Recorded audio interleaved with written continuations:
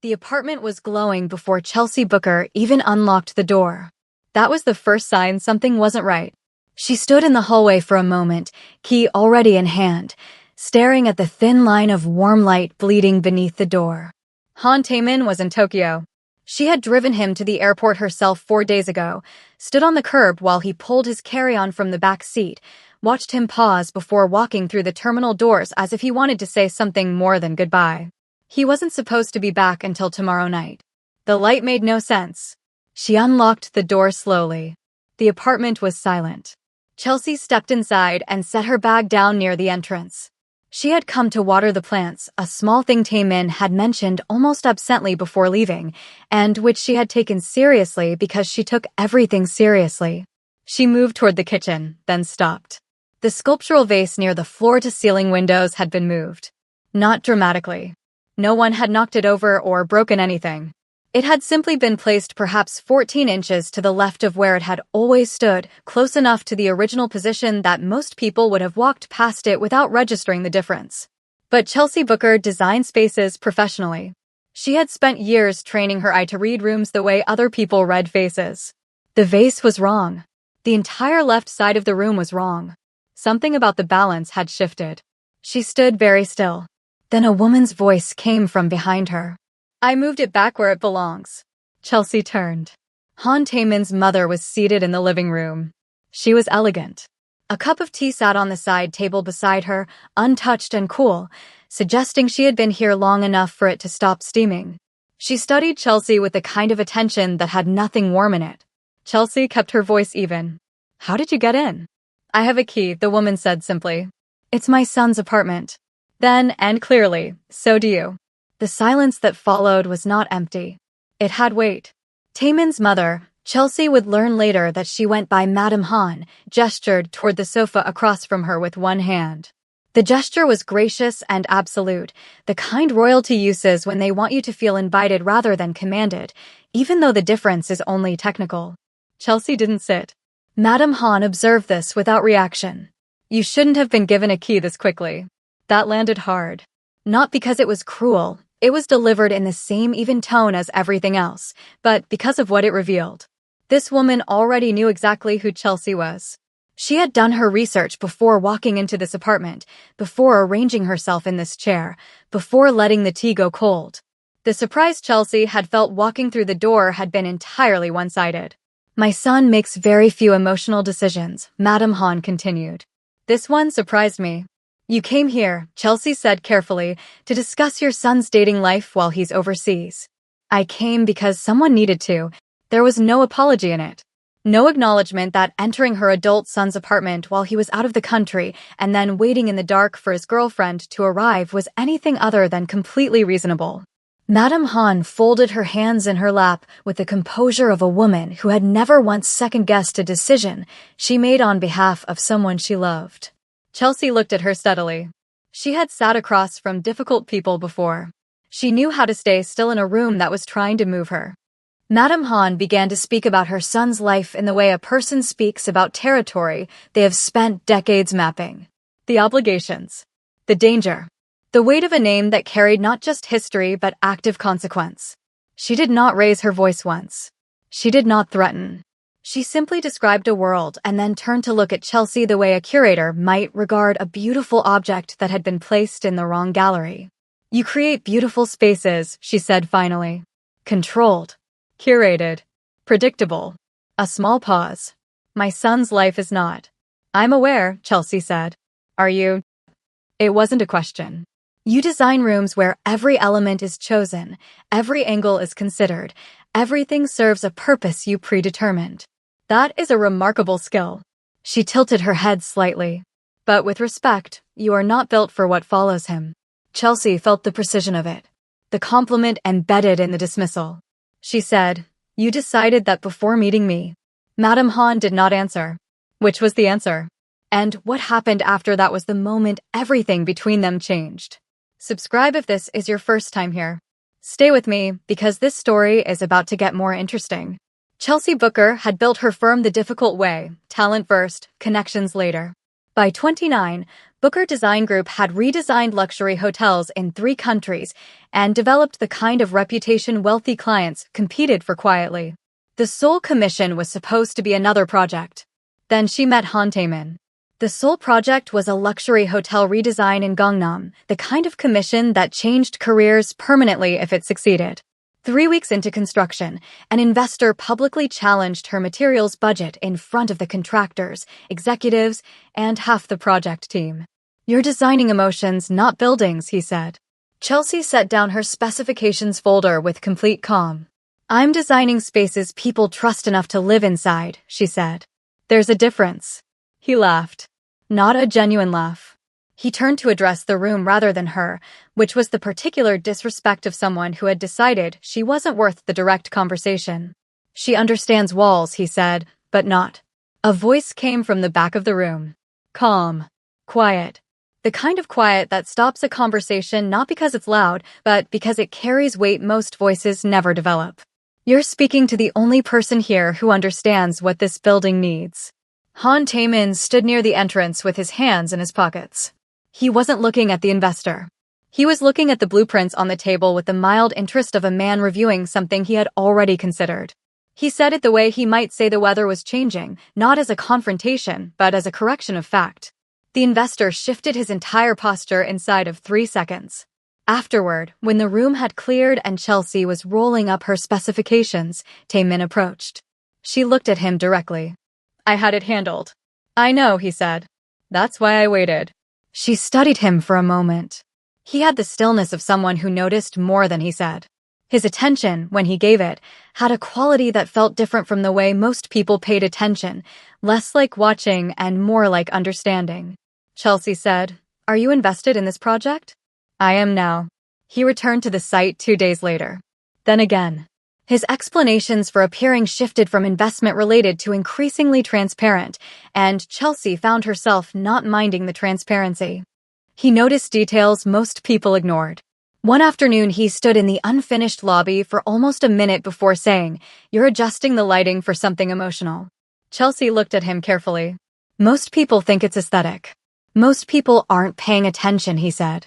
A few days later, walking through a half-finished corridor, he said quietly, "You build spaces that make people exhale." She thought about that sentence much longer than she meant to. Coffee after meetings became longer conversations. Then the meetings became excuses for the conversations. Chelsea eventually realized she had started expecting him to appear. One evening, Chelsea fell asleep at her studio table sometime after midnight with lighting plans still spread open beneath her hands. When she woke up, her laptop had been closed.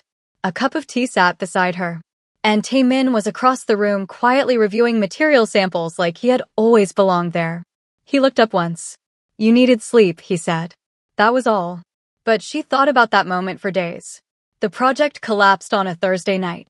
A supplier pulled key materials with almost no notice, and Chelsea was still on site near midnight trying to rebuild an impossible timeline when Taemin arrived. He looked at the scattered plans once before asking, "Show me what failed." Not "Are you okay?" Not "Let me fix it." Just that. And somehow it was exactly what she needed. By 2 a.m, she had a workable path forward. When she looked up from her notes, he was watching her with an expression she didn't immediately classify. "You did that yourself," he said. "You helped." I listened. She understood the distinction he was making. And she thought about it for a long time after he left. 3 weeks later, on a Sunday morning, Chelsea brought revised blueprints to his apartment. He had asked to see the updated atrium specifications, and she had been nearby. He spread them across the dining table and studied them with the same focused attention he gave everything. He asked 2 precise questions. She answered. He nodded once, the way he did when he had finished understanding something. Then he walked briefly to another room. He came back holding a key. He set it on the blueprints in front of her without ceremony. "In case you ever need somewhere quiet." Chelsea looked at the key. Then at him. "That sounds dangerously personal." "It is," he said. No speech. No explanation. Just the fact of it, laid out plainly, waiting for her to decide what to do with it. She picked up the key. Later, sitting in her car outside his building with the key in her palm, she stayed longer than she needed to. Not because she was uncertain. Because some gestures arrive quietly and still change everything, and she wanted to let it be exactly what it was before the rest of her life started moving again. Now, standing in his apartment with his mother watching her from the living room chair, Chelsea turned the memory over once before setting it aside. She moved through the room slowly, not toward the door or toward the sofa, but in the careful way she moved through any space she was trying to read. And she began to notice things she had missed on the first pass. The books on the shelf near the window were arranged differently than she remembered. Not dramatically, just 2 or 3 titles shifted, the kind of adjustment someone makes when they're reorganizing a shelf and decide partway through that they have no right to be doing it and stop. The angle of the reading chair had changed by roughly 10 degrees. A small ceramic piece on the console table near the hallway had been rotated to face a different direction. Chelsea stopped moving. She turned to look at Madame Han, who was watching her with an expression that had become, in the last 10 seconds, slightly less composed than before. "How many times have you been here?" Chelsea said, while he was away. "I check on the apartment occasionally." "How many times?" Madame Han's chin lifted almost imperceptibly. The pause lasted exactly long enough to be a decision. "Why would you ask me that, Dot?" Chelsea looked at her steadily. "You've been walking through his home deciding who belongs here." "I've been protecting my son." No, Chelsea's voice was still even. Still controlled. But there was something underneath it now that hadn't been there before, something that moved through her words without raising them. "You've been controlling the outcome before anyone else could speak." Madame Han stood. She was not a tall woman, but she carried herself with the posture of someone accustomed to rooms rearranging themselves around her presence. She moved to the front door with the unhurried certainty of a person who has already decided how a scene ends. She opened it, turned, and stood beside the open doorway with one hand resting lightly on the door. She said nothing. She simply waited. The silence was extraordinary in its precision. There was no threat in it, no raised voice, no explicit demand. Just an open door and a woman standing beside it with the absolute composure of someone who expected to be obeyed. It was the most deliberate insult Chelsea had ever received because it wore the costume of graciousness. It said, "I won't throw you out. I'll simply stand here until you understand that you should leave." Chelsea stood in the center of the room. She was aware of the open doorway, the silence, the evening light coming through the windows. She was aware of everything Madame Han had said about danger and obligation and survival and sentiment. She was aware that somewhere in another time zone, a man who had pressed a key into her hand and said it was personal was likely asleep and had no idea this was happening. She picked up her bag. She walked toward the door without rushing. She stopped just before the threshold and looked at Madame Han directly. "I don't compete for belonging," she said. "Not in my work. Not in anyone's home. And not for a man who isn't here to witness this." She walked out. Han Taemin landed in Seoul the following evening. The flight had been delayed by 40 minutes, which meant he was already later than intended. His driver was waiting. The city moved past the windows on the way home. He unlocked his own apartment door and stepped inside and felt, immediately, that something was wrong. Not the temperature. Not any visible evidence. Something subtler, the way a room holds the emotional residue of events that happened inside it. He had learned a long time ago to trust that sense. He stood in his own entrance for a moment, reading the air before moving farther in. He saw the key on the kitchen counter. It stopped him completely. It sat in the exact center of the marble surface. Perfectly aligned. Intentional. The way a person places something when they want the placement itself to communicate. Like even her goodbye had been carefully designed. He stared at the key for a long moment before checking his voicemail. Chelsea's voice was calm. "Your mother came while you were gone. I left your key on the counter. I think you deserve to know." He set his phone down slowly. He walked into the living room. His mother was seated in the same chair she always chose, with the particular composure of a woman who believed she had done something difficult but necessary and had not yet been told otherwise. Taemin looked at her for a moment. Then, she was here. "Yes, you let yourself in again. I was concerned about." "How many times," he said, "have you entered my apartment while I was away?" The silence was different from the one he had walked into. This one had weight behind it, the weight of a question she had been hoping wouldn't be asked directly. "3," she said finally. He went very still. That stillness was something people who knew him well understood as more serious than anger. Anger moved. This didn't. This was the stillness of a person recalibrating their understanding of something they had trusted. She noticed things had been moved. His mother said nothing, which confirmed it entirely. "You turned my home into a test," he said. "One she never agreed to take. I was protecting you." No, his voice didn't rise. It hardened in a way that was quieter and more final than raised volume would have been. "You were deciding for me." He looked at the key on the counter.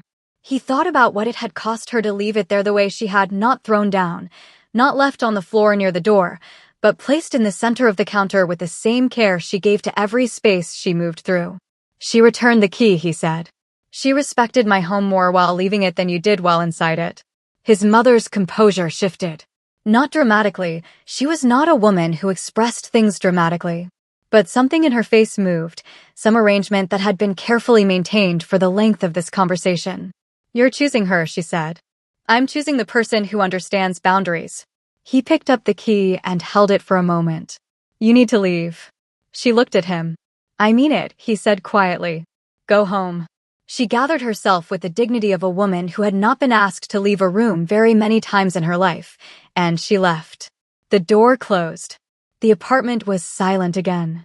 Taemin stood in his kitchen for a long time, holding a key that had been returned to him, thinking about all the things that had happened inside his apartment while he was in another country, trusting the people who mattered to him. He went to her studio the next evening. The building was dark except for one window on the 4th floor, a warm, amber rectangle in the face of the building that he recognized immediately. He had stood in enough of her spaces to know what her working light looked like. It was different from the overhead lighting people default to, different from the cold white efficiency of late-night offices. She lit her workspace the way she lit her projects, with the intention of making it a place where thinking could breathe. She buzzed him in without asking who it was. He took the stairs. The studio was open, her assistant had already gone, the reception area dark, only the back workspace illuminated. She was standing at a long table covered in material samples and lighting specifications, comparing 2 fabric swatches against a printed color reference. She did not immediately look up. "I confronted her," he said. Chelsea set down the swatches. She looked at him with the same direct attention she gave everything. Not softened by the fact that this was an emotional conversation. Not performing warmth she didn't currently feel. She admitted she'd been there 3 times, he said. "I asked her to leave." Chelsea was quiet for a moment. Then, she was afraid. That surprised him.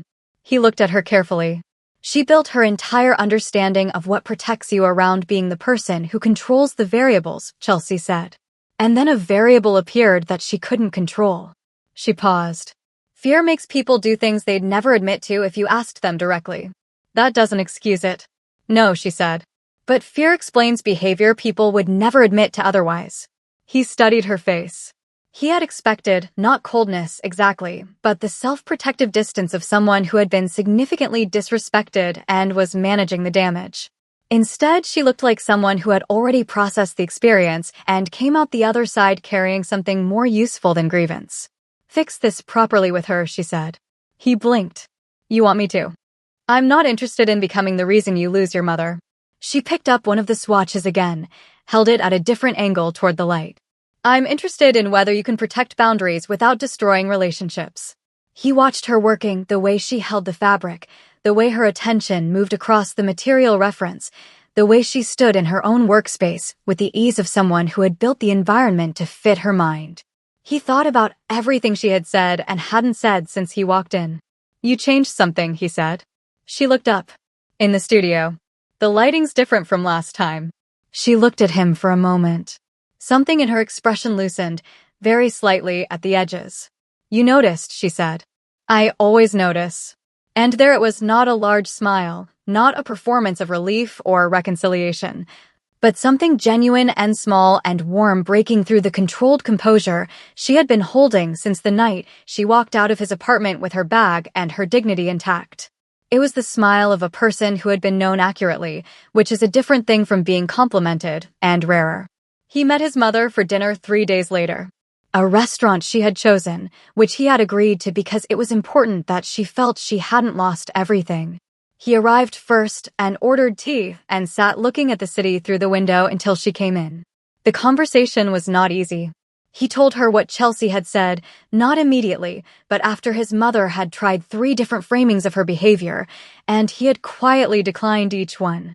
She said, he told her, that she thinks you were afraid. His mother went still. She said fear explains behavior people would never admit to directly. She said that, Yes. Something happened in his mother's face that he hadn't seen in a very long time. A softening that was not weakness, but something more like the release of a held breath. I thought, she said slowly, if you chose someone outside our world, eventually you would resent her for it. And blame her. And then you would lose both of us. I would resent anyone who made me choose dishonestly. She told me to fix this with you, he said. Before I came here. She specifically said that. His mother looked at him. She said she's not interested in being the reason you and I lose each other. Something moved across his mother's face that was not quite composed and was not trying to be. She looked at the table for a long moment. Then, very quietly, I handled it badly. Yes, he said. You did. He didn't soften it. He had learned from watching Chelsea that the people you love deserve the accuracy of what's true, not the comfort of what's easier to hear. His mother asked, eventually, toward the end of dinner, whether she could meet Chelsea properly. Neutral ground. Not the apartment. Not any territory where the dynamic had already been established. I'll ask her, he said. The penthouse project finished on a Thursday. Chelsea always arrived before the client on reveal days, not for her own sake, but because she liked one last walkthrough alone, one final conversation with the space before other people began living in it and making it something beyond her design. She moved through the finished room slowly, adjusting a lampshade by 2 degrees, centering a bowl on a console table, standing in the center of the main living area and listening to the room the way a musician listens to an instrument before a performance. She was standing near the floor-to-ceiling windows, adjusting the angle of the light panels by a fraction, when she heard the door. Taman stood in the entrance, looking at the room. He was early. She had known he would be. He moved through the space without speaking. He stopped in the center of the room where the light fell in the particular way she had spent 2 days calibrating, and he looked at the ceiling and the walls, and the way the materials related to each other. You changed the entire mood of the room, he said. She kept her attention on the light panel.